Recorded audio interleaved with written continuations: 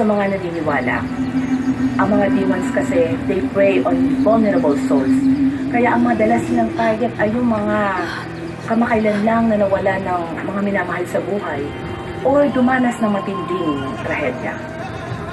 Kumbaga kasi, the work is already halfway done.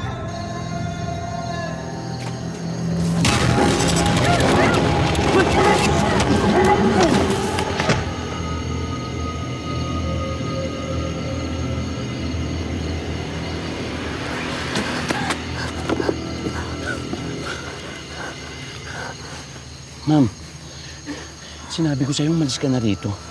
Delikado dito sa lugar na to. Bakit po gusto nila akong patayin? Ano ba ginawa ko sa kanila? Ma'am, isang bagay lang ang alam ko. Gusto ko na lang ialay kay Sitan. Si Tan?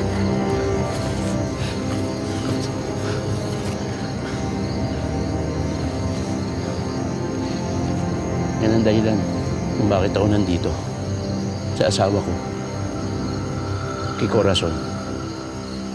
2 taon na nakalilipas. Nagkaroon sila ng team building dito. Tanging asawa ko lang ang hindi nakabalik. Hindi siya nakauwi. Walang mahanap ang mga pulis. Kaya ako bumalik dito para mag-iimbestiga.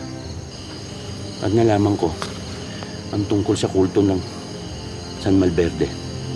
Ang tungkol sa alay. Hindi ko rin alam kung buhay pa o patay ng asawa ko. Kaya kailangan ko malaman kung ano talaga nangyari sa kanya. Kailangan magbayad. Dapat magbayad. Ang ibig mo sabihin totoong si Tan? Ang mga taga San Malverde. Sila ang mga demonyo.